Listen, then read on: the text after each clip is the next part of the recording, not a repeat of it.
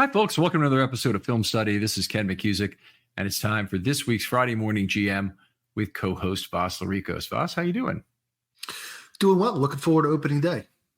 Me too. Headed out there in about 35 minutes, I hope. So we're kind of speeding through this show, and we won't have the long thing, but we have a lot to discuss here. It's a lot of smaller topics today, starting with the new rules that are now out. Now, we're just going to focus on two of these. I think there were additional as well, but the first is the hip drop tackle. And there's been a lot of discussion of this week.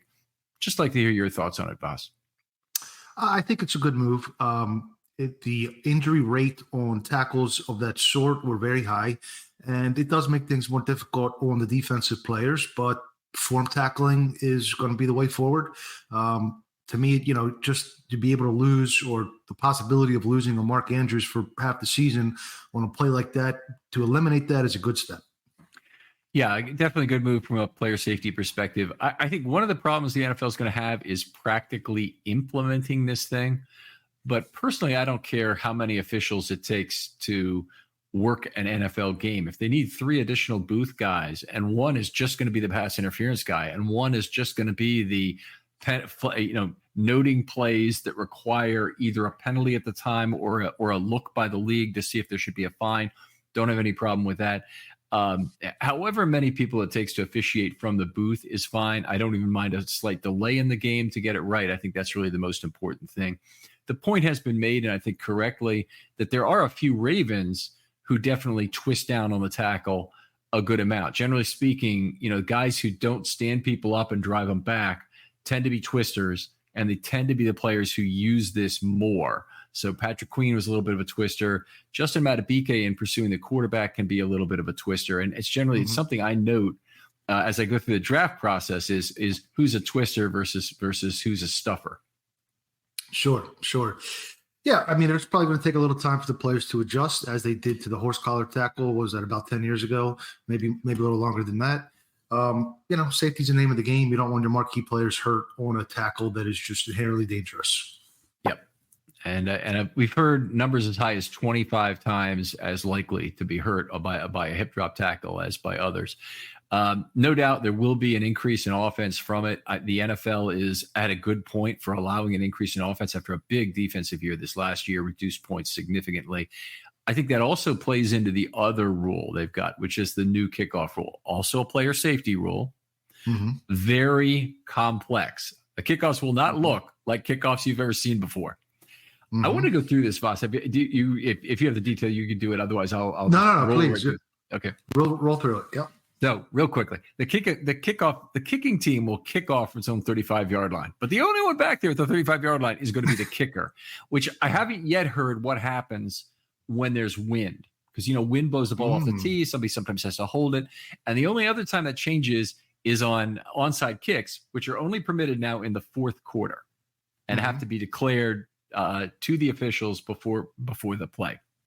Okay, so the kick comes from the 35. The other 10 members of the kicking team stand at the opposing team's 40-yard line, and this is a reduced ramp-up speed before they start running and whatnot. And those 10 players can't start until the ball is caught or lands in the landing zone, which is between the 0 and the 20-yard line. So the goal line and the 20-yard line.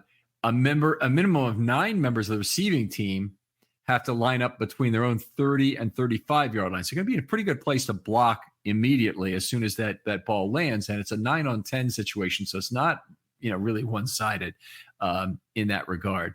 The receiving team can have either 0, 1, or 2 players inside their own 30-yard line to receive the kickoff.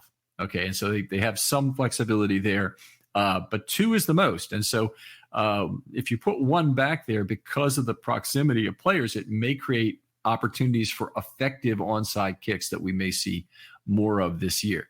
The play doesn't begin until the ball is caught, hits the ground in the landing zone, etc. A kick that hits the landing zone must be returned. No more of the fair catch stuff to bring it out to the 25-yard line, which was rarely, frankly, less often than I thought being used last year. Right. It didn't really catch on too well. Yeah. A kick that bounces in the landing zone, goes in the end zone, can be kneeled for a touchback, or it must be otherwise be returned. if a kick doesn't reach the landing zone, and there will be a lot of pooching, and remember the kicker is way back from the 35 again, then the opposing team, the receiving team, gets possession at the 40-yard line. Same rules for out of bounds kicks as far as it. Right. Yeah, same rule for going out of bounds. That's what I was going to say. Took the words out of my mouth. and the if the ball enters the end zone in the air, then the receiving team can return it or kneel it and take the ball at the 30-yard line. At the 30, which is right. Yeah, so it's definitely the kicking team has to kind of make sure that they're pretty accurate with their landing zone. If the ball is kicked, okay, already got that. No fair catches anymore, and we talked about the onside kicks. But anyway, it's going to look completely different, and it's going to be actually fun to see.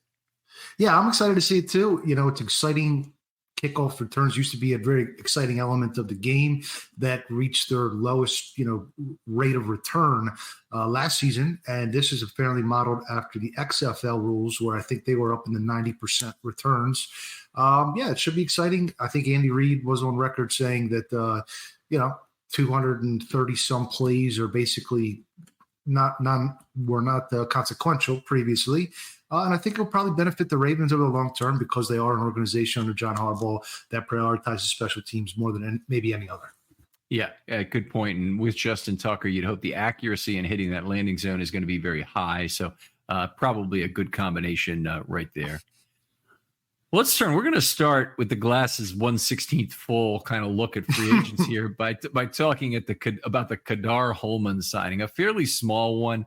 Now this is a kind of a Ravens under the radar signing that probably Kadar Holman ends up being a practice squad player, but he'll be 30 in September. Came into the league in 2019 with the Packers, so he was an older rookie at that point. Had remarkable speed, 4.38 speed, and 6 feet tall. That's a combination that usually doesn't miss at cornerback. If the guy comes out of school, I mean, usually that guy has some playing time. I'm not saying they always succeed, but it has not translated into productive cornerback play in his career. He's got only 243 career snaps. Yeah. I think it's mostly a special teams move. He does have some extensive experience on special teams. The Ravens need bodies at cornerback after losing Darby and Yassine. So maybe he steps into the Yassine role, depending on Armour Davis and whoever else is acquired. I always get a little bit intrigued when the Ravens add a corner like this. I think Westry, I believe, was a guy from a few years back. And then the one they really hit on, and this is going back more than a decade, but Kerry Williams was a player similar sort of a pedigree that the Ravens found and developed and became a good player for them. Yeah, Kerry Williams definitely a good one. Most of these will of course not work out. And Ronald Darby, an older guy at the end of his career, they gave a chance to after he'd been on the outs and did very well. Of course, Kadar Holman, it'll just be interesting. I'm expecting we'll see him at camp, and there's some significant flaw. I have not watched the game that he played. Literally 30% of his snaps came in one start versus Atlanta in 2023. I didn't go back to watch that. I really want to, but I probably just, competing for that 4th or 5th cornerback spot, probably the 5th, and more likely projects the practice squad at the start of the season, be a guy who hopefully the Ravens can call on when needed at corner. Hopefully they won't call on him because it won't be needed, but yeah. Yep, just adding some bodies. Trayvon Mullen, I believe, is also still under contract with the team. So, you throw a couple of dart throws at reclamation projects, and you hope one of them pays off. Would be really good. Now, you have some details on the contracts. I know that the Ravens have signed recently. Tell us about that. Yes. So let's begin with Arthur Mollett. 2 years, $2 million per season. I thought it was a pretty fair deal. Reasonably fair. I would have expected a slight premium to the vet minimum in his case. He got that and maybe even a little bit more. I'm not sure how much of that counts towards the cap, but that's a significant itissue. It may be that it's 1.4 million or thereabouts that they have as incremental cap cost over the course of 2 years, which wouldn't be too bad. But it'd be nicer if it were less than that. As I mentioned last week, I like Mollett as a player. I'm concerned that that may be portend that Kyle Hamilton will not play as much as the big nickel, and I hope that's not the case. Another one is Chris Board, veteran salary benefit, which is that rule that allows them to carry a lesser cap hit. So it's 1 year on a $1.2 million cap hit. I think that's fine for a backup linebacker as well. Yeah, and definitely kind of the Ravens' way to get a guy who can play a little bit of defense for you in an emergency, and hopefully you don't need him, but can play a 4-unit special teams core role, and that's Board. He's on the punt return, kickoff, and kickoff return teams, all 4. Yep, absolutely. And then Josh Jones, which was apparently a value signing. As we mentioned last week, PFF projected a 2-year contract at $6.5 million per year. The Ravens were able to ink the deal at 1 year, $1.79 million. So that's well below projection. Also, I thought John Harbaugh's comments at the owners' meetings were a little bit interesting. Some took away from that they thought Jones is going to be primarily competing at left guard based on what Harbaugh had to say. He did play left guard, I believe, in the first game of the year against the Ravens, not in the playoff game, I don't think. No, that was Juice Scruggs. But in the first game of the year against the Ravens, he played. I don't think that's how that'll end up. At least I don't think that's how they would like it to end up. I think they want him to be a tackle. Now, he's had a lot of penalties, as we talked about, I think, last week. So 41% more penalties per snap than Simpson.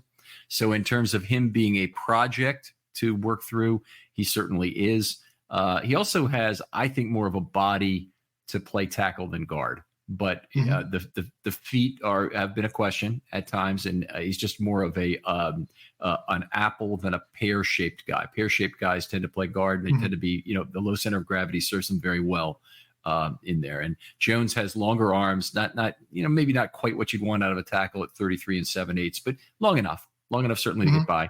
And he could play right guard maybe if the Ravens needed him there, and he had the strength. But it's interesting because teams don't give up. And the Arizona Cardinals, who have the track record, one of the worst track records of tackle in the history of the National Football League, they haven't had a good tackle in 30 years.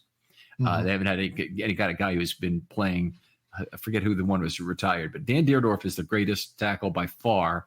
And the second guy is a guy who played for about 12 years and retired in 1994. And the best tackle they've had in between is Jared Veldheer, probably. I mean, it's really right. They haven't had anybody. That gives you an idea. Yeah, Arizona's been a leaky offensive line for as long as I can remember, for sure. Yeah. So and they gave up on Jones after 3 years for a 5th-round draft pick. So it's a little, red flag should be alarm should be going off. It was that at least they didn't pay him $6.5 million. There you go. Did you have a third player? Was it or that was it? That was it. 3: Mollett, Board, and Jones. Yep. There you go. Well, now we got to get why the grass is 15/16 empty right now, and that's the loss of Jadeveon Clowney to the Panthers. He'd been on a whirlwind tour. Never really felt great about him re-signing with the Ravens, other than both team and player both saying, I think actually his player's agent saying he was happy in Baltimore. But Clowney a chance to go home to South Carolina. Yeah, so that apparently was a big part of the deal where he's gone back home. He's had apparently some medical issues, maybe in his family, and he wants to be close to home. He's half an hour from his family residence now. So, 2 years, $20 million, up to $24 million. I think he's going to be hard to replace. I really do. 5th best pass rush win rate last season in the entire NFL at 25%. And that's while he was being double teamed 25% of the time. For comparison, Kyle Van Noy also had a very good year, 18th best, 19% pass rush win rate, 20% double teams at 5% less. And I also have some splits for Clowney that are pretty interesting. Very good player for the Ravens. Obviously did a lot to drive this pass rush, which really. Hey guys, I want to tell you about the Eufy Video Lock. Because when I'm not podcasting, my day job is a smart home specialist. And the Eufy Video Smart Lock is perfect. This is what you guys need to go get. It replaces the deadbolt on your door. So now you can come home without fumbling with keys. You can just type in a code. Or, even better, use your fingerprint to unlock after 1 second. You put your finger there, Pops out, my door's open. It's perfect. It also is an integrated video doorbell. We've all seen the video doorbells. We all know the ones that are out there. I've seen many of them get stolen. No one's going to steal this because it's your door lock. It's impossible for them to steal. There's no monthly fee. Other ones do. But this one, it'll record locally, so you never have to pay if you don't want to. The battery, it lasts up to 4 months. Plus, it notifies you ahead of time. And I mentioned earlier 1 second fingerprint recognition. No, I meant 1 second till it opens. The AI self-learning chip will learn your fingerprint even faster, and then it opens up. Completely keyless entry. No more keys. And I know I set this up as I'm a smart home specialist, but anyone can install this. All you need is a Phillips screwdriver. That's it. And then you're done. Guys, I love this product.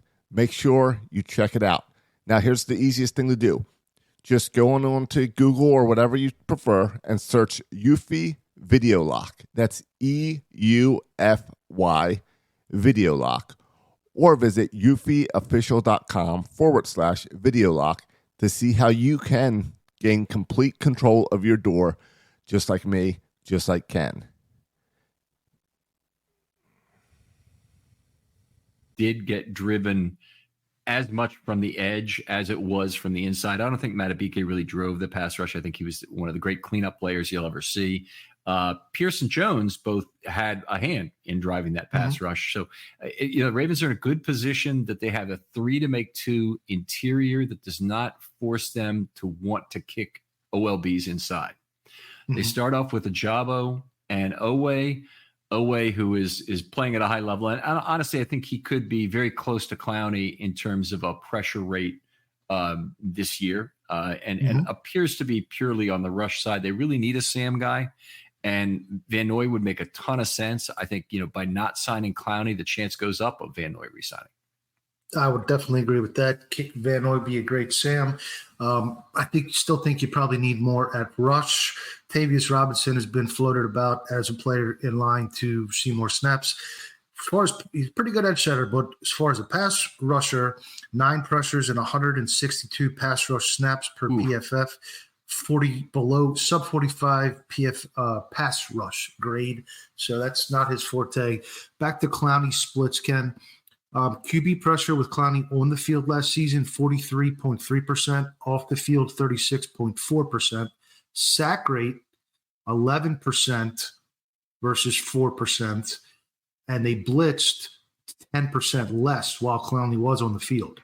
Without Clowney on the field, they blitzed 30%. With him, it was 19. Yep, 11.0% sacks, 49 sacks when he was on the field in, let's see, how many was it? 446 passing attempts. Sometimes when a stat like this comes out, I hope there's not a differential, because an actual sack, there's no question about that. Whether there's an actual sack, there's some question of how you give out credit for that thing.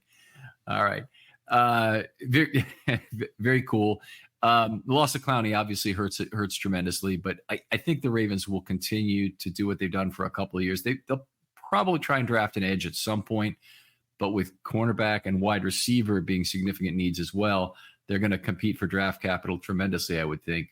And I don't know exactly where they get their edge player in this draft. And I know they have had a lot of success with the bargain bin.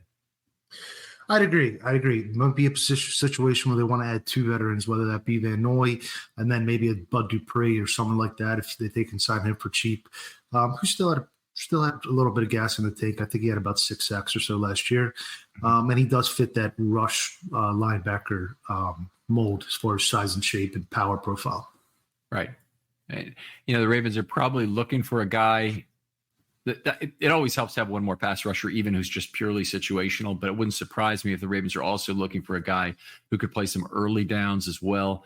The combination of Tavius Robinson and Harrison.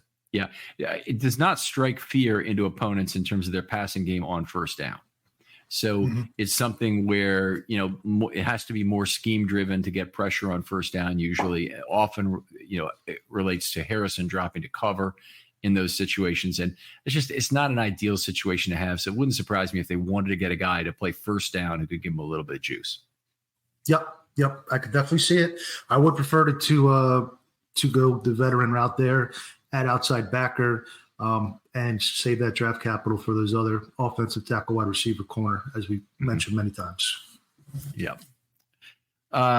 Let's take a look at the Ravens have lost obviously 11 free agents, with the Clowney signing being number 11. But just to refresh, Duvernay, Simpson, Stone, Edwards, Darby, Tyler Ott, Queen, Phillips, Zeitler, and Huntley have all left. Nobody should be surprised about this, by the way. It's going to happen. We knew it was coming. We knew there's a huge free agency thing, and we frankly ignored it in terms of some signings last year that used a lot of 2025 capital through a combination of void years, mostly through void years in the Beckham deal, being a huge portion of that. But hey, you got to pay the piper. The cap is real. And we're finding out right now that you can be a good team and be very constrained in terms of what you can do. So this shouldn't come as a surprise to any Ravens fans. And they make the sad pouty face as soon as this starts happening and say, what are the Ravens doing? Get on the credit card already. There's a graphic out there, I think it was put out yesterday, the improvement index, and it charts every team to plus, I think it's 100 or minus 100. The Ravens are minus 75 currently, league worst. Dallas is second worst at minus 45. KC is minus 15. Cincinnati plus 15 for reference. What would be fun is to get whoever created that stat on it and really vet how that thing is created. Obviously, the Ravens will do what they can to get cheap players. DeCosta's made no bones about that. He's even said it. We need to get some inexpensive players in the draft and through the UDFA process. I think that'll be fun. I think it'll be a good opportunity for rookies here this year, and probably a better opportunity they've had in recent years. Though they're very good at positionally targeting players to give them an opportunity, like Mitchell last year. For a lot of the priority UDFA players, some small school defensive linemen, maybe an offensive lineman they want to give a chance from a small school to make the team as towards the end of the roster and still have a real chance to potentially play this year. So I think it's makes the Ravens a good place to go. Definitely agree with that. They give opportunity to UDFAs as well as anybody, I would say. It's going to be a very important draft, and not only to get good players, but to get good players at specific skill sets, specific positions, specific roles. We knew that was happening. One thing that maybe is going to work in their favor, since it looks like we have a little more time, rule change wise, there could be some more spots on the roster. One is they made the rule that the practice squad QB3 can be elevated, unlimited elevations. So you don't have to carry your emergency QB3 on the 53 anymore. The other is the two. Yep. So that was a pretty good one. And the other one was two players can go on IR with a designation to return before finalizing the 53. So that's two more potential handshake, not needed handshakes. Yeah, that actually hurts the Ravens. I'm convinced. So the Ravens have been the unquestioned masters of manipulating the extended roster. They've always had players, Urban, Levine, Worley, so many others. It's not even funny. Mustafa, who are automatic cuts. Yeah, McPhee. Yeah, if you go back, and who are automatic cuts. But it's not because the Ravens don't love them. They love them. They're part of their plans. It's because they're on the handshake crew. Well, now what the league has done is they've said we're going to reduce the importance of the handshake crew by adding two players. And if I'm with Ravens, I'm not even sure if I want to have them on the roster there. But if you don't, then some other team can pick them up. And you can't play that game as much. But I mean, if Ravens could save cap at the edge of the roster, which is something they've done in the past. The problem is there's just more spots around the league where other teams might now pick up their players. The other thing to look at with regard to that, the extended roster, is how much use the Ravens actually get out of that during the season. Well, the Ravens used all 8 of their IR DTR spots last year, all 8. Yeah. And in fact, I believe the number was reduced to 8 as it was last year because of the Ravens. They said the Ravens are a team that is going to manipulate this and they're going to take advantage of it. Anyway, they reduced the number of total IR DTR spots. The Ravens still used them all. I don't think any other team in the league did, but I don't have that information for certain. In any case, going 8 for 8 is pretty damn good in terms of making use of that extended roster, and this just doesn't help the Ravens. Yeah, I mean, agreed. This is an efficiency that they had that is not as doesn't just have the capability of being quite as efficient. I do remember that last year when we first started the show, I was starting to count how many IR DTRs are they going to use, and we're kind of they're not going to have any problems. It's a long, they have lots of ways to go, and they ended up using them all. So, they're still going to have an advantage there, I think, as far as roster manipulation, but not as big of one as they did previously. Yeah, I did not hear about any change to the number of IR DTRs for this year. So if that remains at 8, that still is a pretty beefy potential set. Mm-hmm. No, okay. Mm-hmm. I didn't hear that either. I think it's still trickling out some of the rule changes slowly. Okay. All right. Well, let's go to the last thing I want to talk about today, which is the comp pick status for the Ravens. So as lousy as this UFA season has been to live through, and this leaking of an enormous amount of talent that we knew was coming, the Ravens are now +7 in terms of compensatory free agents that have been lost versus gained. Mm-hmm. Sure. So they have room to make some acquisitions without, dipping into that. The other good piece of positive information on the compensatory picks, Jadeveon Clowney is going to earn a 5th-round comp, projected to earn a 5th, which is an upgrade to the 6th-round comp that was previously. So they moved up their round. Yeah, I did not expect that. I did not expect them to get once I heard the Clowney money, I thought it'd probably be a 5, but I did not expect them to be able to improve it. I expect maybe one of those 6s to turn into a 7 if they'd made a signing later, and that still may happen.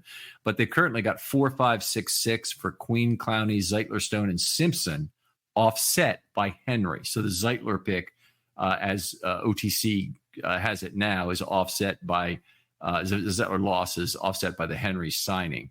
So that's still a lot, and the Dolphins are the only other team which has similar and probably a little bit more total draft capital. The Dolphins got 3, 3, and 7 right now for their comp picks, but the Ravens, it's time for the other AFC North teams to complain again about how well the Ravens have done in terms of comp picks. Yeah, Joe Ortiz made the comment when he first was hired by the Chargers that you have to start the comp pick cycle. So once you have extra picks, then you have extra UFAs, then you have more comp picks, but you have to initiate that cycle by letting guys go. I thought that was a pretty interesting way to look at it. Yeah. Actually, you have to draft well too. If you don't have players that anybody wants to sign for big money, you can't get comp picks. And as much as we've been through this horrible UFA season of losing a lot of talent, the other side of that coin, being the Washington Commanders, is a hell of a lot worse, where you're signing everybody else's player for more than market value, or you're the Bears and you have to trade for a guy mid-season because they won't sign with you at the end of the season. That's what Bears fans say. No, nobody's going to let him get to free agency. We can't sign him. Otherwise, we have to trade for him in order to get him. And, even if he was a free agent, he wouldn't want to come play for us. Right. Yeah, no, it's – continuing to draft well is always going to be the lifeblood of the organization. No question about it. The Rams got away with the F them picks, and they seem to be on the rise, but I don't think that's replicable. I really don't. Right. I don't either. And I honestly, just in terms of the chatter and the backbiting it creates, I hate that the Rams were able to do it successfully. I just hate it. But at least I want to see that the Rams, on the flip side, have to pay for it with, some years of being poor. And they did not. I mean, they were a really unusual situation where they didn't really have to pay for it as much. But if you're depending on Puka Nacua and, a 5th-round draft pick to bail you out on that, you got to have a really exceptional front office to hope to be able to replicate that. And the coaching staff and the Rams too, they drafted a lot of players and they hit a lot of players in the mid rounds. It was just the early rounds where they were trading away. They probably drafted better in the mid rounds than a lot of teams, which allowed them to rebuild faster. Yeah, he certainly made good use of their capital. By the way, I want to plug an upcoming show here.